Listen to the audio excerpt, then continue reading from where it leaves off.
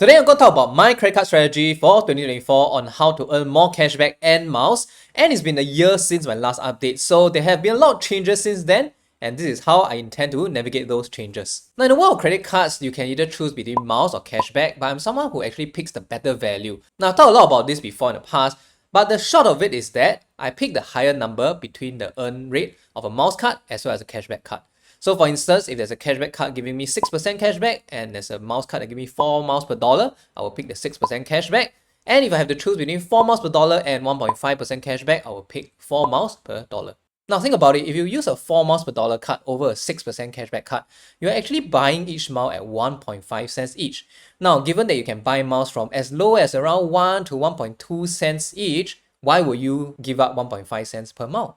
And with that, let's talk about the cards that I use frequently, and the number one has to be the UOB Evo, which is my primary card of choice. The UOB Evo advertises a 8% cashback, although the realistic earn rate you can get from this is around 6.7% because of the various sub-limits. Now check out my full review to know what I'm talking about, but just know that you can get 6.7% cashback on this card if you spend $600 a month and you split it between PayWave and online transactions.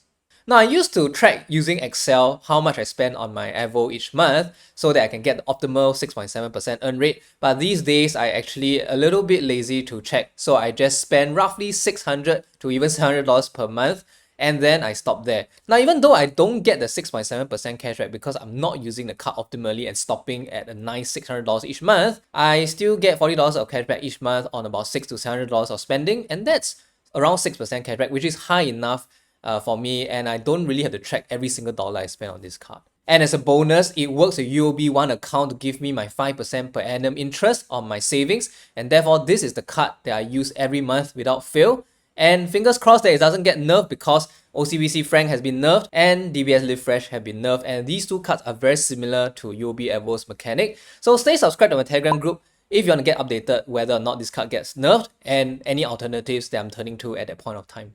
The next card that I use very frequently is none other than the DBS U card, which of course gives 17.5% rebates, and this earn rate has been extended indefinitely and therefore is now a permanent fixture in my card library until a nerf happens.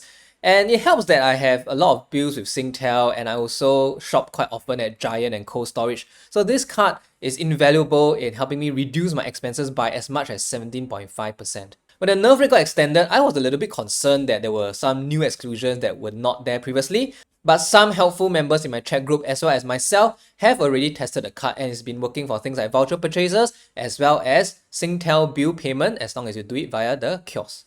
Now I also use the card quite often for Foodpanda, so it's not that difficult for me to hit the $600 minimum spend per month on top of my normal expenses that I put on the UOB Evo. Now, even if you don't hit $600 per month, you can still get 4.5% rebate, which is not that bad. And you can, of course, buy vouchers and pay your bills as long as you're on Singtel to meet that minimum figure. So the DBS U card is really a no-brainer for people like me who shops quite often at the different U merchants. Yeah, 17.5% is just too difficult to beat. Now, you don't do your groceries at Giant or Cold Storage, you can consider the City Cashback instead, which gives 8% cashback on groceries, regardless whether it's Fair Price, How Much, Sheng Siong, etc. So that might suit you better if you don't shop at Giant like I do. If you want to sign up for these cards, I place the links in the description box below, and each sign up helps keep my channel going and also gets you attractive gifts, and you can also drop me a like to show me a sign of support. Now, sometimes I spend beyond what my two primary cards can handle, so I also use cards like CD Rewards paired with Amaze, which thankfully has not been nerfed, to soak up any excess spending. And if that's not enough, I still have cards like UOB Preferred Platinum Visa as well as HSBC Revolution. These three cards can earn 4 miles per dollar, which is decent, but they are not my primary cards because I value Evo's 6.7% cashback more than 4 miles per dollar. Outside of my primary cards, I also have cards which I use depending on the situation, and therefore I call them situational cards. And the first would be for big purchases. For big purchases, especially electronics, we have lost the OCBC Titanium rewards because it has moved from an annual cap of $13,000 of spend to a monthly cap of around $1,100. So that's no longer good for large expenses. And in any case, they remove electronics from the high earn rate of OCBC Titanium rewards. So yeah, we can't use that card anymore. But there's still KrisFlyer UOB credit card, which remains a go-to card for me when my expenditure gets larger. Now, the KrisFlyer UOB card gives an unexciting 1.2 miles per dollar, but if you spend $800 on Singapore Airlines transactions, you can actually get 3 miles per dollar on things like public transport, dining, and online shopping. So you can also link this to Amaze, which converts all your offline shopping to online ones. So this card is immensely useful for large purchases, and don't forget it has no cap at all. So if you're buying something that's 20, 30, $100,000, right, as long as it meets the different MCCs listed in the card's terms and conditions, and you spend the $800 at Singapore Airlines Group, right, you will get your 3 miles per dollar on the entire amount that you spend. Another card I have for big purchases will be the Citi SMRT card, and that is good for up to $12,000 of spend within a year, and that gives 5% cashback. Now, the only thing is that it has to be online, and yeah, so you can't actually go to a shop and buy it physically. Yeah, it can't be linked to Amaze also because it's Visa, so that's the one downside of the Citi SMRT card. $12,000 per year is good enough to buy most electronics, furniture, etc. unless your taste is really, really expensive. And of course, your retailer needs to be online in order for you to earn the 5% cashback rate. Also, take note that the Citi SMRT card does not give 5% cashback for travel-related expenses. And that's quite a bummer because usually when we have huge expenses, it is because of holidays and vacations. Yeah, so you have to look at other cards for your travel needs. This video is brought to you by Webull, which is giving you $2,500 of Tesla shares when you fund $100,000 and maintain it for 1 year. Alternatively, you can fund $2,000 and get $100 of Tesla shares if you maintain your funds until 31st March 2024. After you become an existing customer, you can also get up to $3,000 of free Tesla shares when you transfer in stocks from other brokers, and you even get a subsidy of $200 to offset the fees you incur when you transfer your shares in. See the description box below for more details, and thanks to Webull for sponsoring my video. Talking about travel, thankfully we have the UOB Ladies card, and you can select travel category, which I have, and that gives me 6 miles per dollar until the end of March. Now after March, it's still useful because it will give 4 miles per dollar, and it can serve as a card just for travel, and I can save my spending capacity of my other cards on my ordinary expenses. Now, the UOB Ladies card has a spend cap of $1,000 if you have the basic version, and if you have the solitaire version, it goes up to $3,000 per month, and that is, I think, quite roomy for most kinds of holidays. And when I'm at the destination, I use my Citi Rewards paired with my Amaze card. Now, Amaze not only changes everything into online transaction, it also helps me reduce the currency exchange rate. When using Amaze overseas, there tend to be a spread of 2.5% based on my experience, and this is much lower than the typical 3.5 to even 3.7% that credit card companies tend to charge. But it is indeed higher than things like Utrip or iChange. But the reason why I'm using Amaze is because you get rewards in excess of the fee. While using cash or using apps like Utrip or iChange can save you on that 2.5% spread, using Amaze allows you to earn 4 miles per dollar with the Citi Rewards, 6 miles per dollar with the UOB Lady if you have it on dining and then you spend at restaurants overseas.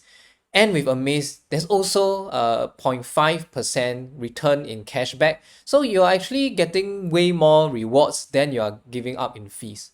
Another card that I found surprisingly useful for my overseas travel will be the StanChart Journey card, which by itself actually does nothing spectacular. It gives only 2 miles per dollar on overseas transactions, but for the month of November and December last year, they actually waived the spread they were taking, so it was like getting 2 miles per dollar for free on my spending. And for the month of February, they were giving this spin the what thing, and I found that it gave me about 2% cashback on average, and that's actually not too bad. So it seems like StanChart is positioning their Journey card as something more promotional and seasonal.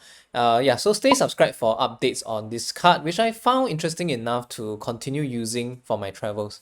For bill payments, I use UOB Absolute, which gives me 1.7% cashback, so you can use it to pay your SP bills, your utilities, as long as they accept Amex. You can also use it to pay for insurance policies that accept American Express, and for things that don't accept credit cards, such as some insurance policies, my MCST payments, I use payment services like CardUp, iPayMy, and CityPayAll to pay these bills. For CardUp and iPayMy, I use DBS Vantage, which gives 1.5 miles per dollar, which is the highest earn rate I can get for CardUp and iPayMy. Any higher, and I have to go into cards that require $500,000 annual income, which is very difficult to get. I've written a guide on iPayment and CardUp, so check out the link for more details, but the long and short of it is that you pay a fee and you earn your card rewards on things that normally don't earn your card rewards. And if you can push the fee down, right, and use cards at DBS Vantage, you can buy miles from about 1.23 cents per mile, which is a pretty good price to pay if you like business class and even suites. Now, I even use CardUp and IPMI to pay for my home mortgage, so definitely check it out if you have not already done so, because you'll be surprised at the things that you can earn your credit card rewards on. Sometimes I also use City Payout, which is a similar service to CardUp and IPMI, and Payout gives promos every now and then, which makes it an attractive proposition, and I use City Prestige for my City Payout payments. City Prestige is the best card to use for City Payout payments because when you hit $12,000 of transaction within a quarter, you get free airport rides to and fro the airport for your next holiday. Now, on top of that, City Prestige also has this relationship bonus that's given every year, and City Payout transactions have earned me this loyalty miles, and that's icing on cake. I also use City Prestige to book my hotel stays wherever possible because it gives me the 4th night free. And I've written on this, so check out the link for more information.